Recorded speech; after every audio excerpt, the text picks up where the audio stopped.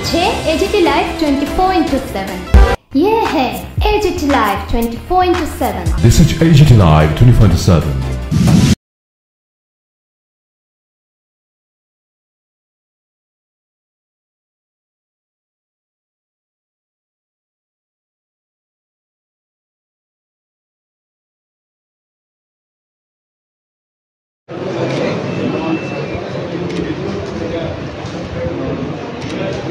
Is a magnificent step towards another path-breaking movement, as this program marks a great step. 5 বছর তিনি নিয়মিতভাবে drug inject করেছেন। Class 10 ধর্মনাটক আয়োজিত হবে এই কর্মসূচির মাধ্যমে। পরে HIV/AIDS নিয়ে ক্লাস শুরু হয়ে যাবে।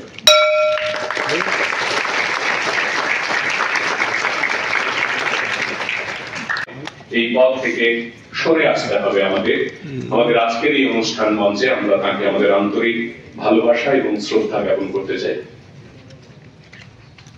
ইংলিশ অনার্স নিয়ে পাস করেছেন 2021 সালে, তারপর বিএ পাস করেছেন 2024 সালে, এখন মাস্টার ডিগ্রি পাস করেছেন, ভর্তি হয়েছেন এবং অচিরেই এই ডিগ্রিও তিনি অর্জন করবেন। মাননীয় মুখ্যমন্ত্রী মহাশয়ের নির্দেশ এবং আজকের এই অনুষ্ঠান রাজ্যের প্রত্যেকটি স্কুলের উপহার হিসেবে তুলে দিচ্ছি। Respected ladies and gentlemen, these paintings have been drawn by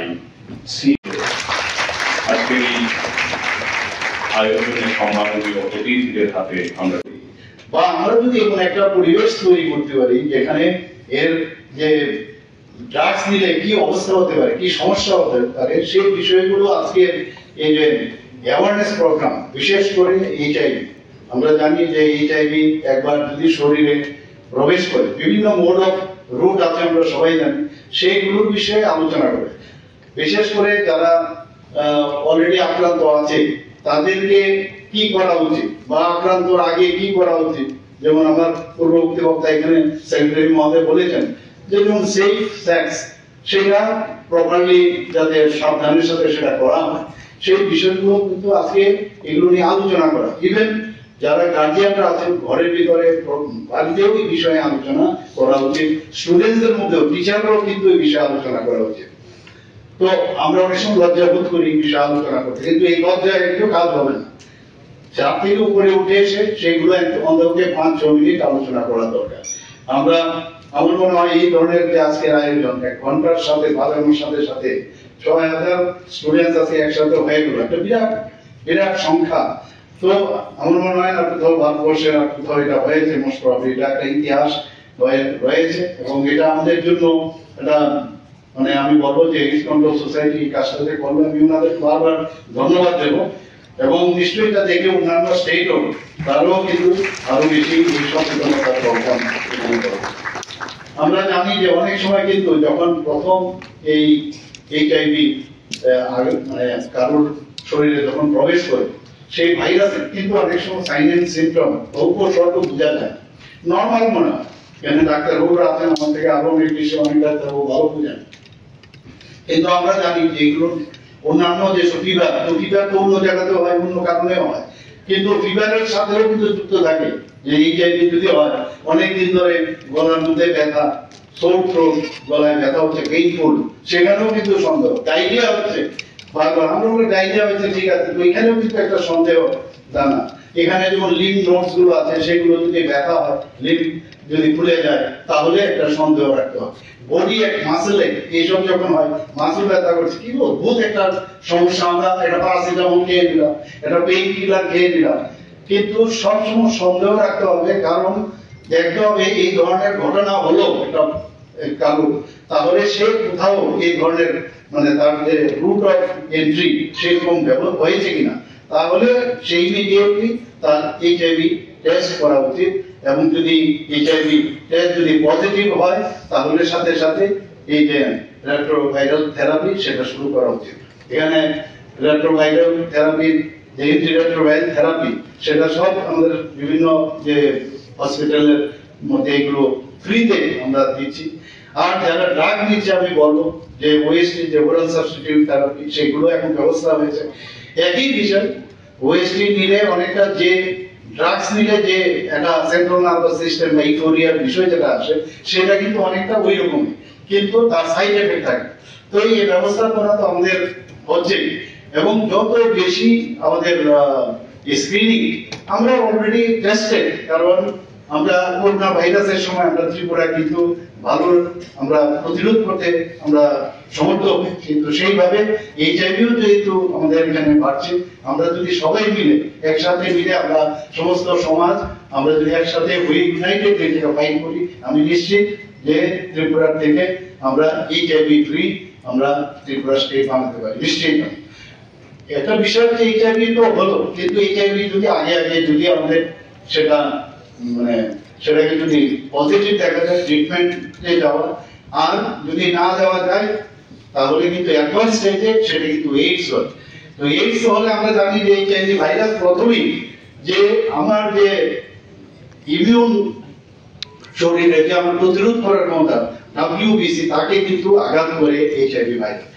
অর্থাৎ এইডসে কিন্তু মানুষের কিছু সমস্যা হয় না বা মারা যায় না, কিন্তু যেটা হয় সেটা হচ্ছে যে অপরচুনিস্টিক ব্যাকটেরিয়া সেইগুলো কিন্তু শরীরের মধ্যে আরো বেশি ওভারপাওয়ার হয়, তাতে করে কিন্তু মানুষ মারা যায়, কারণ তার প্রতিরোধ করার ক্ষমতা ডব্লিউবিসি তার কমে গেছে। তো প্রতিরোধ কোথা থেকে করে?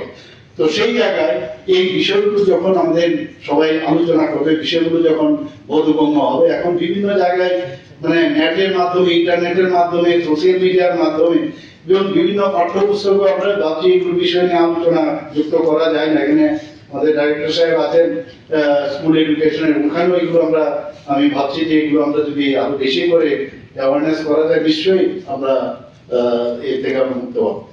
কিছুদিন আগে একটু আগে আমার পূর্ববর্তী বক্তা বলেছেন যে আমাদের যারা জনপ্রতিনিধি সমস্ত পার্টি এমএলএ মিনিস্টার তাদেরকে নিয়ে আমরা কিছুদিন আগে এখানে জুন মাসে আমরা কিভাবে এইডস কন্ট্রোল করতে পারি এই এইডস কন্ট্রোল সোসাইটির মাধ্যমে এখানে একটা বিধানসভা ফোরাম তৈরি করেছি।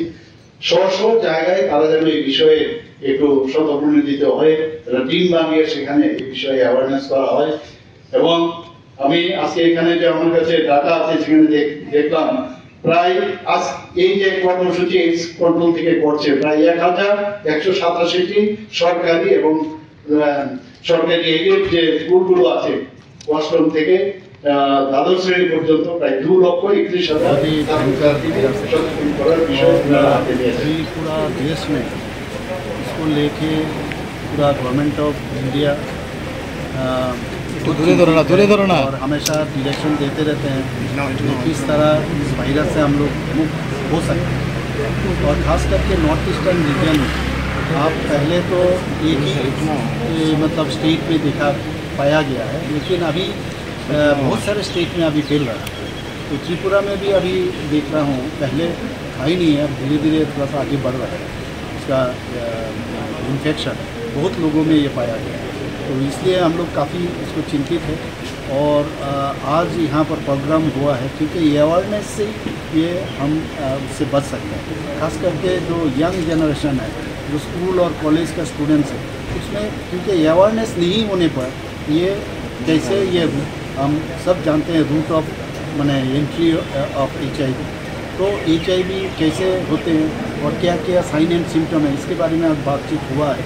और अगर इस तरह साइन एंड सिम्टम है तो पहले ही सोचना चाहिए कि मैं HIV होने के लिए ऐसा कुछ जगह में तो हम नहीं गए या ऐसा कुछ हम काम तो नहीं किए और ऐसा कोई इंजेक्टेबल ड्रग्स तो नहीं लिए, तो तुरंत जाके टेस्टिंग करना चाहिए। तो पहले ही HIV अगर हो गया तो इसका इनिशियल स्टेज में अगर वो पॉजिटिव है तो अब एंटी रेट्रोविरल थेरापी ले सकते हैं। अगर ड्रग एडिक्टेड है तो ओरल सब्स्टिट्यूट थेरापी ले सकते हैं। तो अगर पहले अगर HIV माने इन्फेक्शन अगर पाया गया है तुरंत उनको ये ट्रीटमेंट लेना चाहिए। अगर नहीं लिया गया है और आप जानते हो शुरू में इसका साइन एंड सिम्टम पता नहीं लगता है, लेकिन जब एडवांस स्टेज में एड्स आ जाता है तो एड्स होने से जो ब्लड में जो WBC है उसको पहले अटैक करते हैं। तो अटैक होने के कारण धीरे धीरे जो डेली ये शरीर का जो इन्फेक्शन के अगेंस्ट में, कोई भी इन्फेक्टेंट्स के अगेंस्ट में जो फाइट करना है वो कम हो जाता है। इसलिए अपॉर्चुनिस्टिक जो बैक्टीरिया हो या वायरस हो या जो भी माइक्रोब्स ये शरीर में आ जाता है और वो अपॉर्चुनिस्टिक इन्फेक्शन के लिए प्रॉब्लम हो जाता है एड्स पेशेंट। तो इसको लेके आज यहाँ पर बात हुआ और एक इसमें नाम दिया है बेल बजाना है। एक ही बेल मैंने बजाया और पूरा 6000 स्टूडेंट आज पूरा त्रिपुरा में एक साथ मैंने ये अवेयरनेस का जो प्रोग्राम ये लोग जान रहा है और ये अवेयरनेस के मामले में इनको जानकारी मिला है। मैं समझता हूँ ये बहुत ही अच्छा है। भारत में आज तक किसी जगह पे हुआ तो नहीं, मुझे मालूम नहीं है और मैं एड्स कंट्रोल सोसाइटी को मैं धन्यवाद देना चाहता हूँ।